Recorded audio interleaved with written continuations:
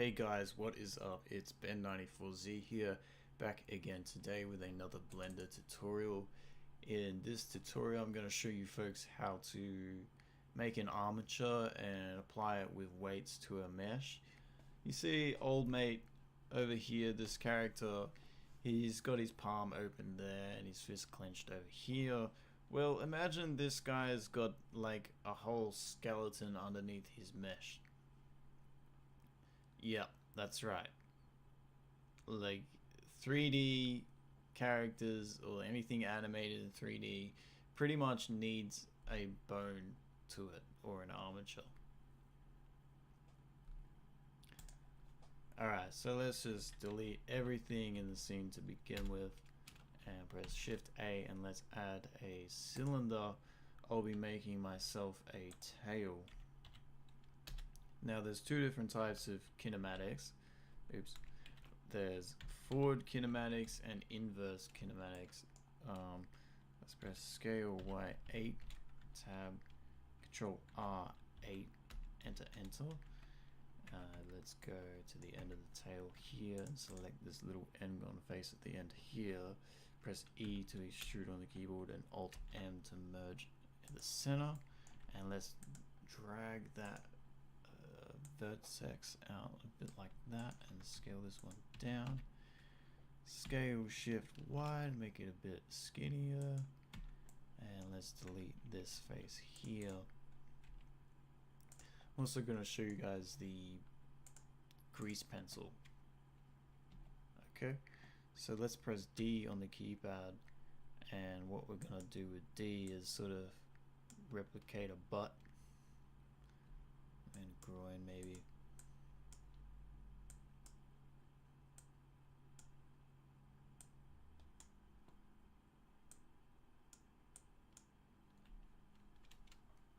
Okay. Let's grab the tail and shift it up a bit.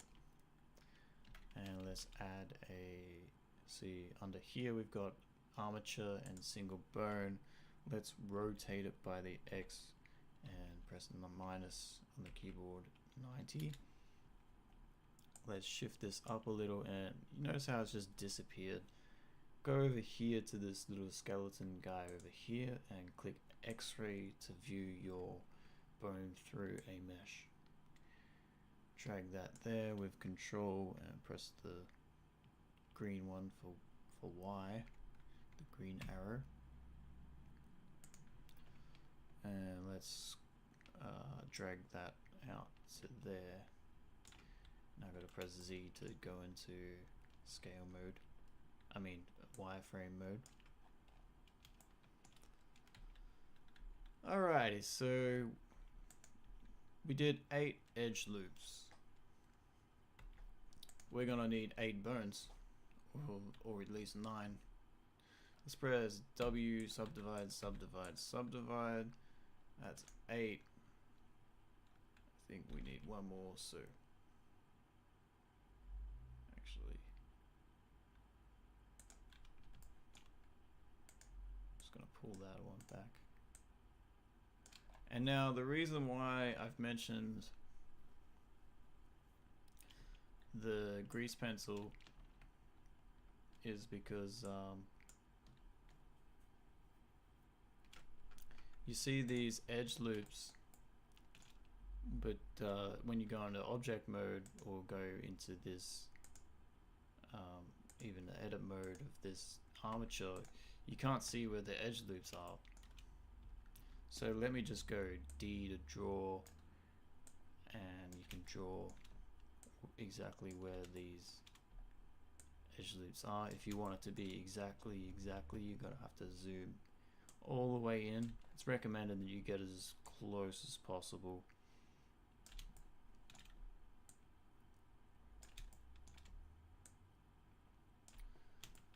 Alright. Cool. Let's go back into edit mode and let's kind of get this happening.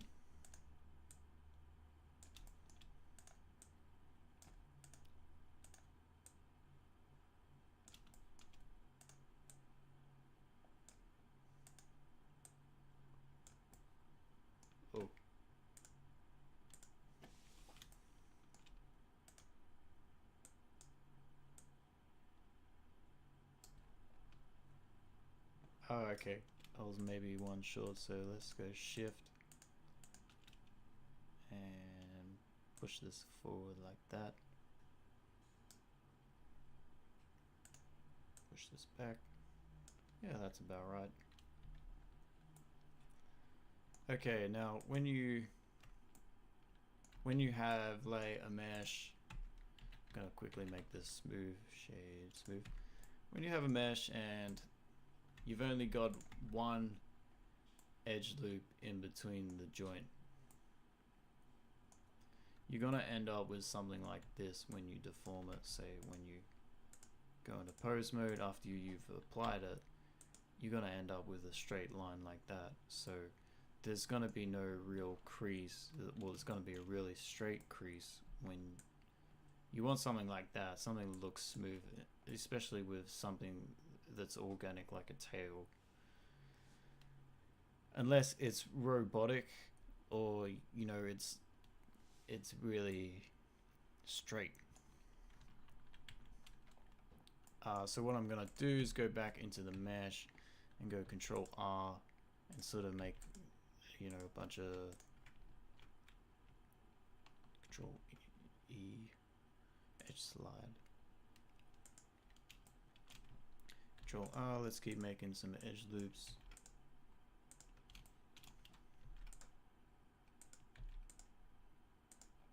Probably should be in the right view.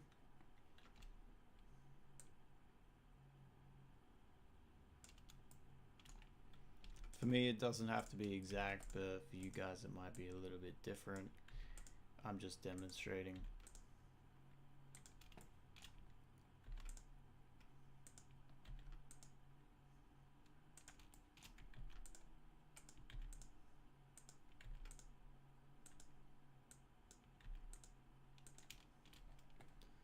All right.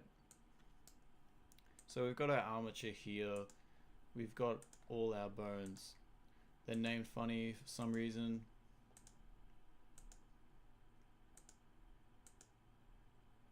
But I want it to be like 1, 2, 3, 4, 5, 6, 7, 8, 9. Oh, 9.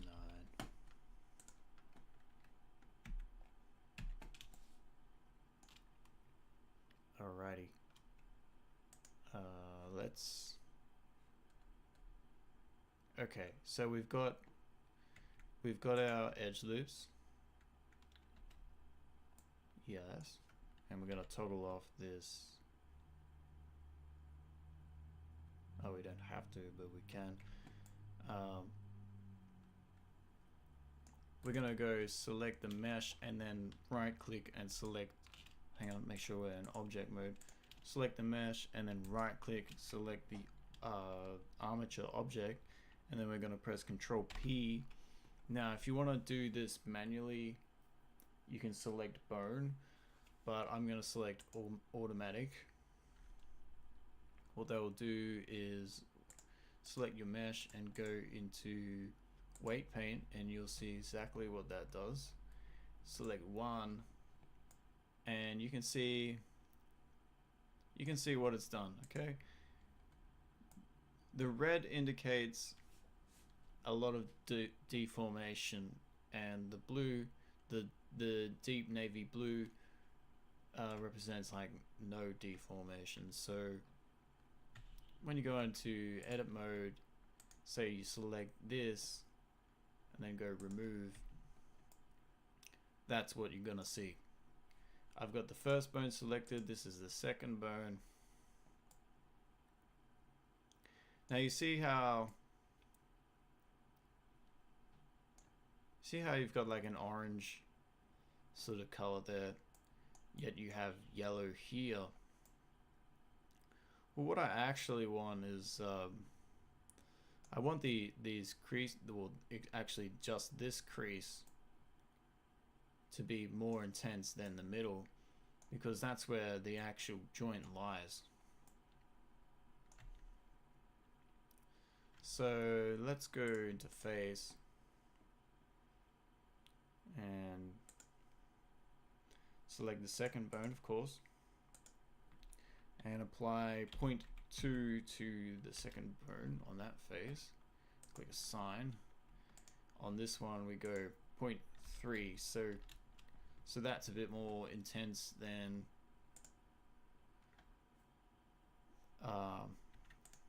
yeah. So it's sort of like a light blue. You probably want to apply a bit more weight than that, but it shouldn't really matter for me. Now I've got like a smooth looking crease. See how it's sort of creasing here too much as well? I might change that. So let's go into weight. Let's check out the weight pane. Oh. Maybe if I select, so that was 0.2, maybe I'll make that like 0.2 as well, that edge. Let's go edge 0.2, assign maybe 0.1, 0.1, assign.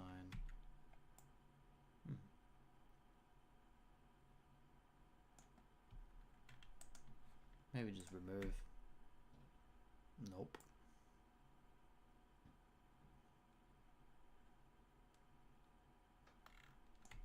Maybe I'll remove this as well. Just remove them all.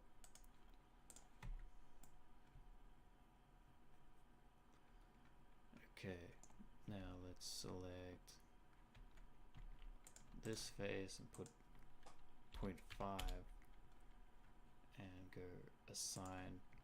Here we'll put 0.2 and go assign, and for the middle we'll go 0.2 or remove assign. Yeah, that's a bit better. Now if you have a look at this weight, it's got like a sort of kink. It's not exactly smooth like this one is.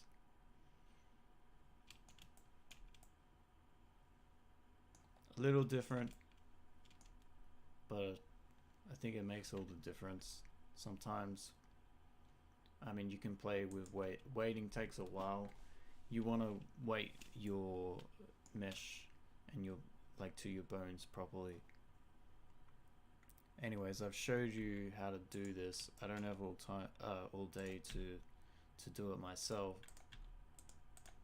But if you ever screw up your mesh like so, with the pose mode on your armature, just go A to select all and Alt R or Alt S or Alt G depending on what you're using, like G to grab or R to rotate or S to scale them.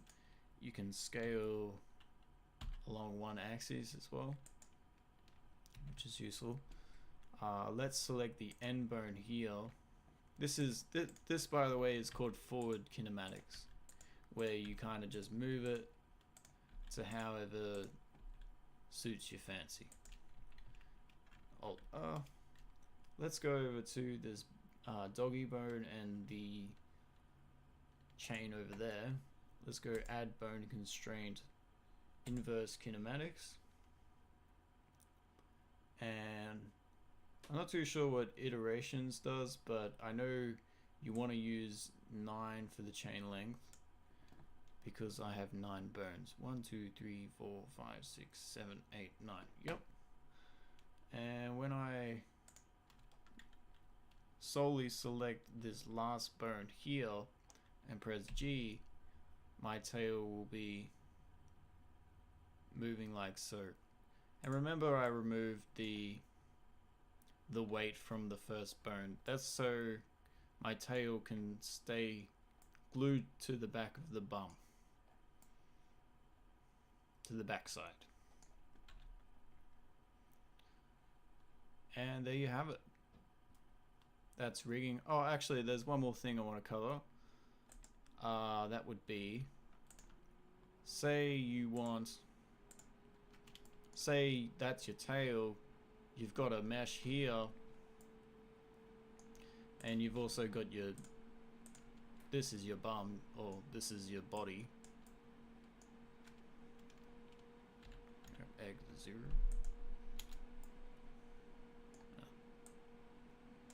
Say that's your body anyways.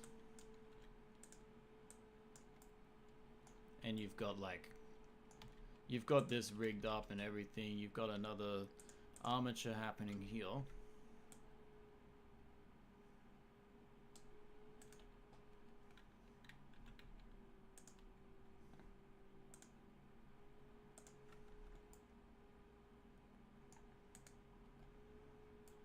And you want to connect this bone to these bones, because when you move this, it's not going to move this as well.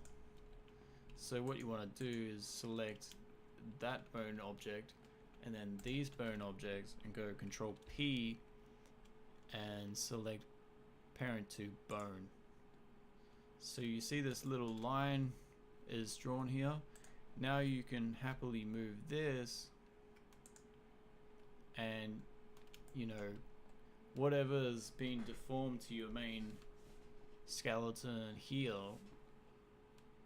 will, you know, this will follow once you've done something like that. But I forgot to actually apply this to that, so yeah. Anyways guys, I hope you liked this tutorial. Next week I will be showing you how to animate in Blender. I won't be showing you like the practices of animation. I'll be showing you how to actually set keyframes and play with so-called spaghetti is what I call it, but it's actually curve lines, so like sloping in and out and stuff like that. I'll get into it next week anyways, and I'll also point you guys out to the right direction if you want to actually pick up animation, whether it be a hobby or a passion or something like that, you know, a full-time job. I'm an animator. I picked up a book, I studied it hard, and now I can animate like a pro. This isn't me, I'm just saying this could be you.